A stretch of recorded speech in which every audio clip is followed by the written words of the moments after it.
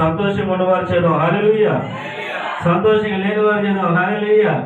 అందరూ సంతోషంగా ఈ నూతన సంవత్సరంలోనికి ప్రవేశిస్తున్నాం. లోకాసు వార్త 13వ అధ్యాయము, లోకాసు వార్త 13వ అధ్యాయము 6వ వచనం నుంచి 9వ వచనం వరకు మీరు చదివినట్లయితే ఇక్కడ మనం చూస్తే, మరియు ఆయన వారితో ఈ ఉపమానము చెప్పెను. ఒక మనుషుని ద్రాక్ష తోటలో అంజూరపు చెట్టు ఒకటి నాటబడి ఉండెను. అతడు దాని పండ్లు వెతక వచ్చినప్పుడు ఏమీ దొరకలేదు. కనుక అతడు, ఇదిగో 3 ఏండ్ల నుండి నేను ఈ అంజూరపు చెట్ల పండ్లు వెతుకుతున్నాను కానీ ఏమీ దొరకలేదు. దీనిని నరికివేయము, దీనివల్ల ఈ భూమి ఎలా వ్యర్థమైపోవాలని ద్రాక్ష తోటమాలితో చెప్పాను. అయితే వాడు, అయ్యా, నేను దాని చుట్టూ త్రవి ఎరువేయి మట్టుకు ఈ సంవత్సరం కూడా ఉండనిమ్ము, అది ఫలించిన సరి, లేని ఎడల నరికివేయమని అతనితో చెప్పాను. హల్లెలూయా, హల్లెలూయా. ఇక్కడ కొంతమంది వ్యక్తులు, కొన్ని చెట్లు మనకు కనబడుతున్నాయి. మొట్టమొదటిగా ఒక మనుషుడు. ఎవరు? ఒక మనుషుడు. ఆ మనుషునికి ఏముందంట? ద్రాక్ష తోట. ఏముంది? ద్రాక్ష తోట. ఆ ద్రాక్ష తోటలో ఏమి నాటబడింది? అంజూరపు చెట్టు. ఏమండి? అంజూరపు చెట్టు నాటబడింది. అయితే ఆ అంజూరపు చెట్టు ఫలించిందేమని 1 సంవత్సరం, 2 సంవత్సరాలు, 3 సంవత్సరాలు ఆ యొక్క యజమాని ఎదురు చూస్తూ ఉన్నాడు. వచ్చి ఆ చెట్టు దగ్గరికి వచ్చి చూస్తే ఫలాలు లేకుండా ఉంది. అలా 3 సంవత్సరాలు కూడా ఆ యొక్క యజమాని చూస్తే ఎటువంటి ఫలాలు లేకుండా, ఫలింపు లేకుండా ఉండటం వల్ల ఆ యొక్క యజమానికి కోపం వచ్చి తోటమాలితో ఒక మాట అంటున్నాడు. ఏంటి? ఇదిగో, దీనివల్ల ఈ భూమి ఎలా వ్యర్థమైపోవాలి.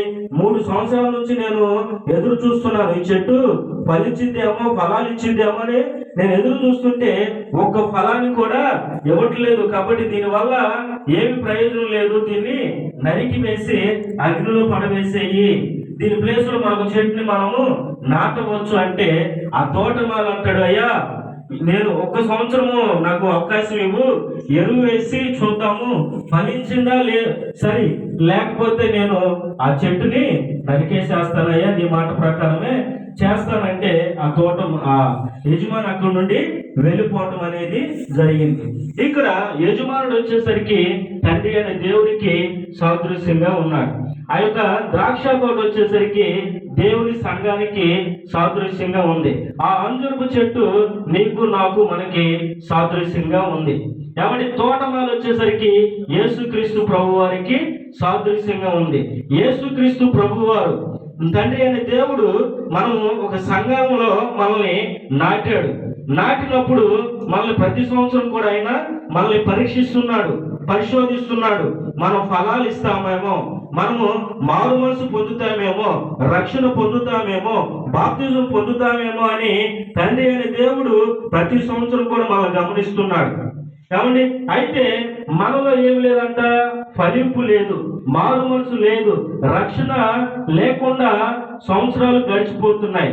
అయితే తండ్రి అనే దేవుడు యేసుక్రీస్తు ప్రభు వారితో, తోటమాలి అనే యేసుక్రీస్తు ప్రభు వారితో, ఈ చెట్టు ఎందుకు, దీనివల్ల ఎటువంటి ఫలింపు లేదు, మనకి ఎటువంటి లాభం లేదు, కాబట్టి తీసేయి అని అంటే యేసుక్రీస్తు ప్రభు వారు తండ్రి కుడి భాషాన ఆశీనుడై ఉండి నీ కొరకు, నా కొరకు విజ్ఞాపన చేస్తున్నాడు. కాబట్టే మనం ఈ రోజు మరొక సంవత్సరంలోనికి, ఈ 2025 సంవత్సరాన్ని ముగించుకొని 2026 సంవత్సరంలోనికి అడుగు పెడుతున్నాం.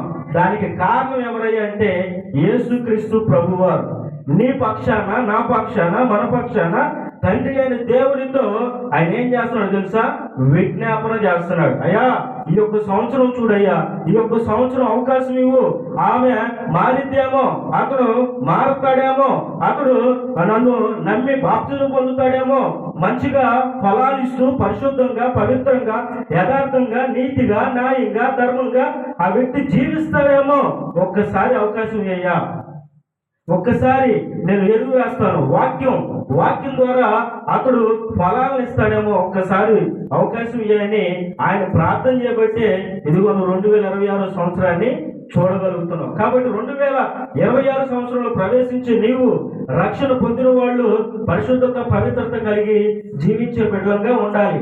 మనము అనేకమైన ఫలాలు ఉన్నాయి. ప్రేమ, సంతోషము, సమాధానము, దీర్ఘశాంతము, దయాలత్వము, మంచితనము, విశ్వాసము, సాత్వికము, ఆశానిగ్రహము, ఇలా అనేక ఫలాలు ఉన్నాయి, వాటిని మనం ఫలించాలి. ఇంకా అనేకమైన ఫలాలు ఉన్నాయి, మనం అలా ఫలించే వారిని ఉండాలి. అలాగే రక్షణ లేని వారు కూడా యేసు ప్రభువుని సొంత రక్షకుడు అంగీకరించాలి. పైన మనం చూసినట్లయితే 5వ వచనంలో ఒక చక్కని మాట కనబడుతుంది. మీరు మారు మనసు పొందని ఎడల మీరందరూ అలాగే నశింతురు. ఏమండి, మన మారు మనసు లేకపోతే మనం ఏమైపోతామంట? నశించిపోతాం. మనం నశించిపోకూడదని యేసుక్రీస్తు ప్రభువారు ఈ లోకానికి వచ్చి మన ప్లేస్ లో, మన స్థానంలో మనం పొందవలసిన శిక్షను ఆయన పొందాడు, భరించాడు. కాబట్టి మనం ఏం చేయాలంటే దేవుని యందు భయభక్తులు కలిగి మనము మన పాపాలను విడిచిపెట్టి, మన పాప రోత జీవితాన్ని విడిచిపెట్టి, మన పాపాలు ఒప్పుకొని యేసు ప్రభువాన్ని మనం సొంత రక్షకునిగా అంగీకరించాలి. నమ్మి బాప్తిజం పొందిన వాడు రక్షింపబడతాడు, నమ్మని వారికి శిక్ష విధింపబడుతుందని దేవుని వాక్యం సెలవిస్తుంది. మన సంఘానికి వచ్చే అరుణక్క ఉంది, తన యొక్క అర్థం ఏమైపోయారు, నెక్స్ట్ సారీ తన తల్లి ఏమైంది, నెక్స్ట్ సంవత్సరాన్ని చూడలేకపోయింది. ఏమండి, ఆమె అనుకూలం ఉంటుంది, ఎన్నో కాళ్ళు కానీ ఉంటుంది, ఎన్నో ఆశలు కలిగి ఆమె ఉండొచ్చు. నేను 2025 సంవత్సరంలో అలా చేయాలి, ఇలా చేయాలని ఆమె ఎన్నో ఆశలు పడి ఉండవచ్చు. అయితే ఏమైపోయింది, 2025 సంవత్సరం చూడగలిగిందా? చూడలేకపోయింది. మరి నువ్వు చూడగలుగుతున్నావు అంటే దానికి కారణం యేసయ్య. నీకు ఒక అవకాశాన్ని ఇచ్చాడు, ఆ అవకాశాన్ని నువ్వేం చేయాలో తెలుసా? సద్వినియోగం చేసుకోవాలి. దినములు చెడ్డవి గనక సమయంలో పోనీక సద్వినియోగం చేసుకోవచ్చు. అజ్ఞానుల వలె కాక జ్ఞానుల వలె నేర్చుకున్నట్లు జాగ్రత్తగా చూసుకోండి. నువ్వు జ్ఞానిగా ఉంటావో అజ్ఞానిగా ఉంటావో నువ్వే తెలుసుకోమని ఇదిగో ఈ మాటలు దేవుడు మన వెనుకల్లో దీవించి ఆశీర్వదించునుగాక. ఆమె ఇటు అవకాశం ఇచ్చిన దైవ సేవకులకి నా హృదయపూర్వకమైన ధన్యవాదాలు.